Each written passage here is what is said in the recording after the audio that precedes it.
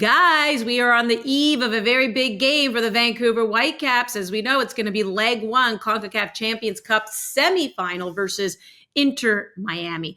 And we've been singing the praises of Vancouver for quite some time now, guys, and rightfully so. They're coming off a scoreless draw against St. Louis in MLS play. They remain top of the table in MLS, 20 points through 9 games played. And here they are as well in the semifinal of Champions Cup. So it doesn't feel like they've had to sacrifice one for the other. And new head coach, Jesper Sorensen, seems to have gotten every decision right so far. But Alex, how do you think he's going to approach this leg one against Lionel Messi? You can never really say Inter Miami, I guess, without saying Lionel Messi and Inter Miami. I mean, that kind of speaks to the aura of the player that you're talking about, right? But no, it's going to be the best test of Jesper Sorensen's system because clearly it's coming. It's worked perfectly.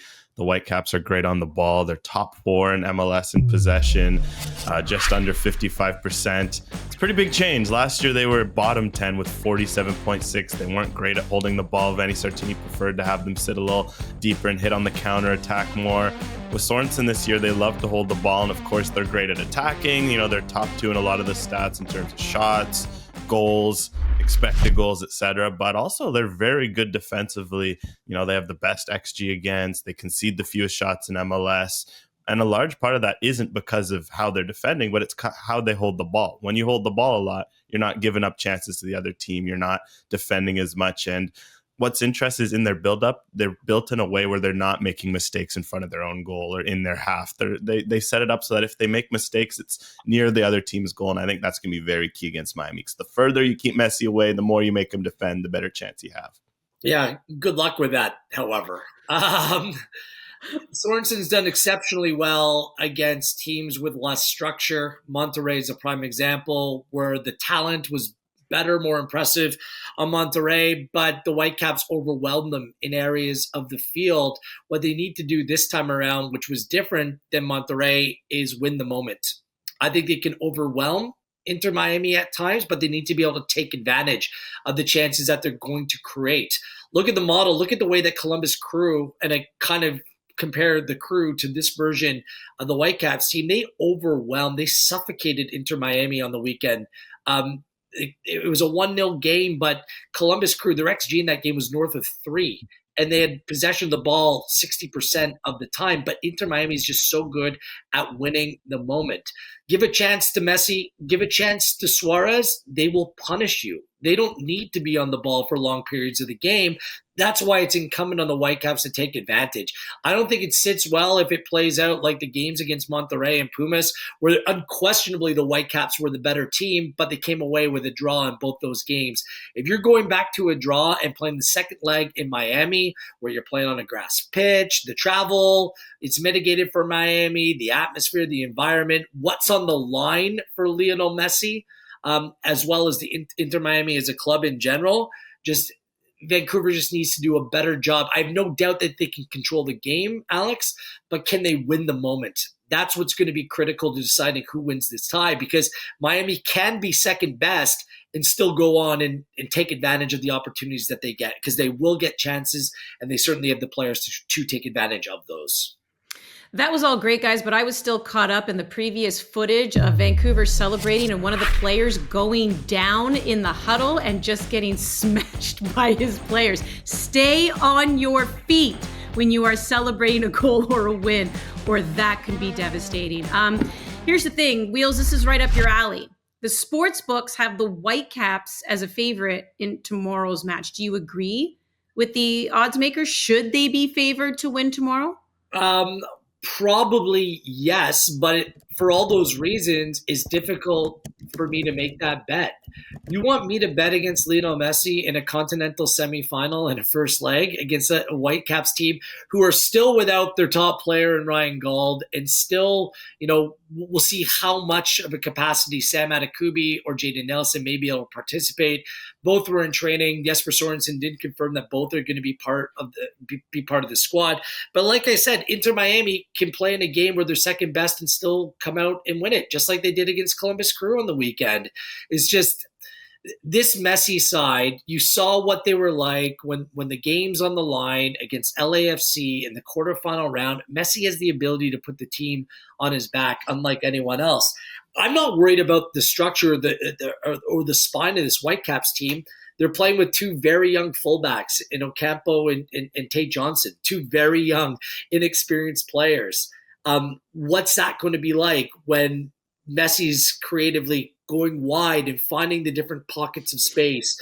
He's just so intelligent playing between the lines. It's going to be a big job for Andreas Cubas to try to mitigate some of what Messi can do. So it's not a bet that I would be making, quite frankly. If I was to look at something, I'd kind of look to the total. I think there's real reward for teams pushing more for these goals in the first leg rather than trying to control the game. I'm kind of looking more to the total in this one and the over rather than trying to back a side in this game. There's just too many variables on the line, especially when Lionel Messi's involved.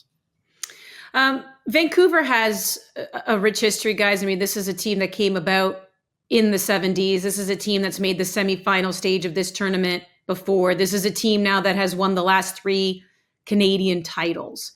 But when you kind of maybe look at recent history, I don't know, Alex, or you just look at what it took for them to even get to this point in this tournament, are you ready to say that this is by far the most important match in Whitecaps history? Certainly when you're looking in the modern era, there's no doubt. Like, that's not even a question, I don't think. Like, they have no deep runs in MLS playoffs. The Canadian championships were cool to win, but, they didn't really catch the city's attention the same way just because of the runs they went on. There wasn't maybe the same marquee opponents. I think what's key here is both the journey, like the fact they beat Saprissa, Monterrey, Pumas. Those are 3, historical teams in this region. And then the occasion of you're playing Messi in a semifinal. It's going to be a sold out crowd. It's going to be one of the best crowds the team has had in a game of this magnitude. I remember the last semifinal. The format was very different. They played Kansas and I think it was Central FC of Trinidad and Tobago in the group stages in a whole different season. Then they had an off season, new team came in, they beat the Red Bulls in front of nobody. It was a very forgettable game in early February, and then they played Tigres in front of 17,000. It was a big occasion to those who knew it, but frankly, the city didn't show up or didn't know what was going on. People know what's going on here. They know it's a semifinal. They know it's Messi. Really, I think if you're looking at past occasions, you can only really compare it to when they were making finals in the 2000s in the USL. And I even think this will pale compared to that. And then you're talking 1979 soccer ball. You're talking, when they went on that run, they won it all. They had a parade with hundreds of thousands of people in the street. That's the kind of discussion you're in. So it's definitely probably, if they go out and win it, it's going to be up there in terms of the biggest game. And right now it's already in that discussion. I've said this on other broadcasts. It's 1979. Like that. It's before I was born, but there were star players, played the New York Cosmos in the semifinal, Giorgio Canalia, Franz Beckenbauer, like true footballing stars at that time.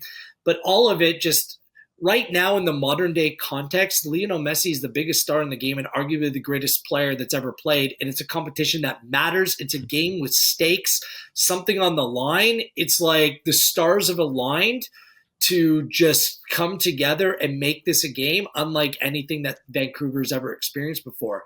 What I'm curious about, and Alex, you're there, is the city more excited about what the Whitecaps and what they're doing, or is this just a product of Messi mania? Like, what is it? Or is it a combination of both?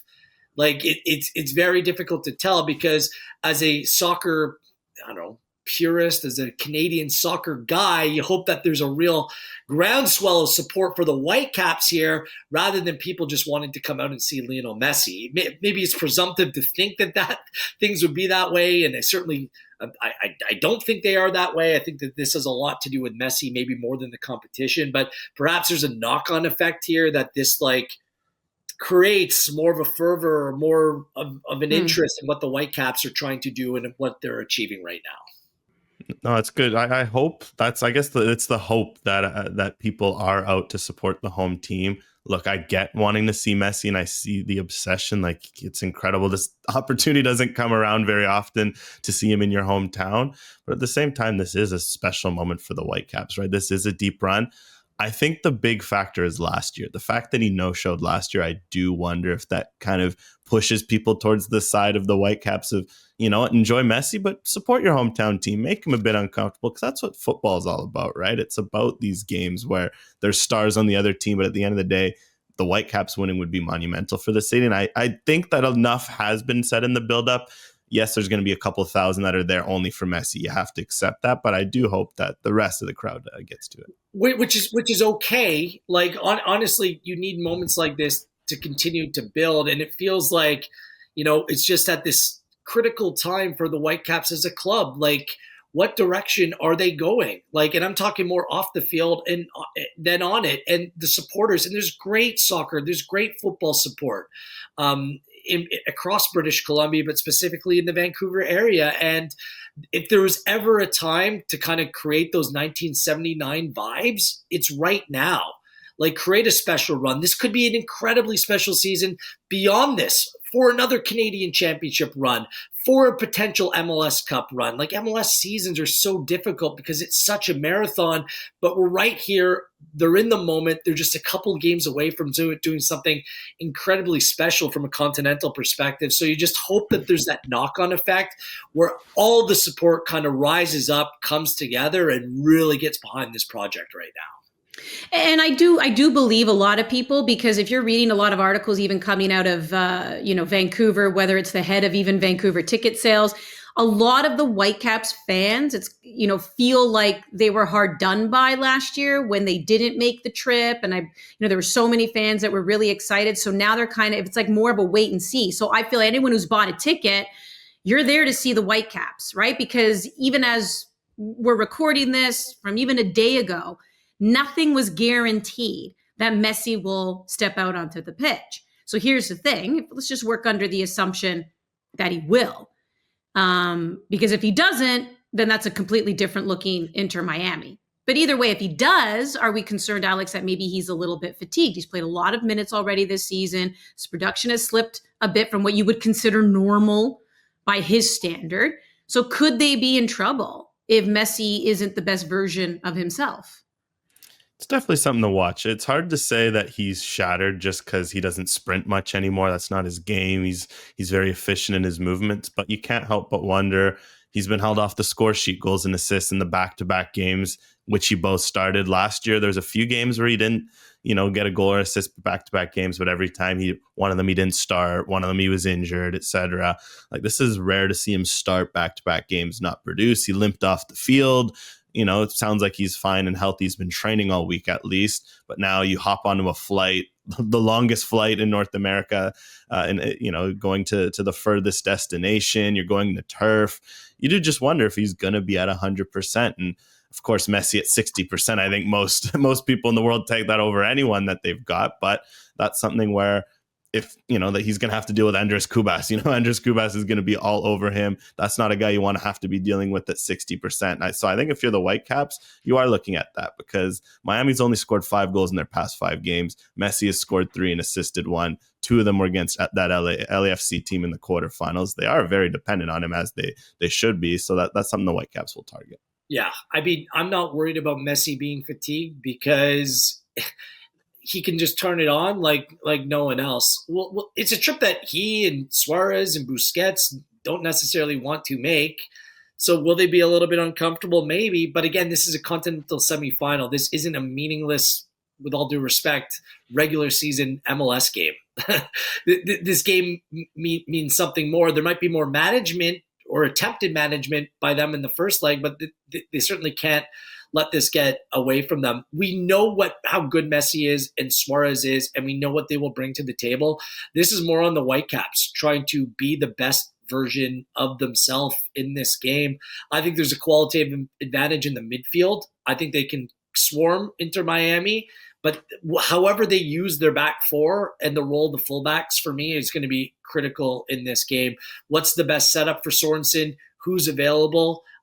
Because young players trying to face players like Suarez and Messi, that leaves plants some seeds of doubt for me in this one. So should be a special night. Whitecaps, no doubt for me, are the better side, but will they be able to take advantage of it on the night? That's the big question. All right, looking forward to that leg one right here on One Soccer between Vancouver Whitecaps and Inter Miami.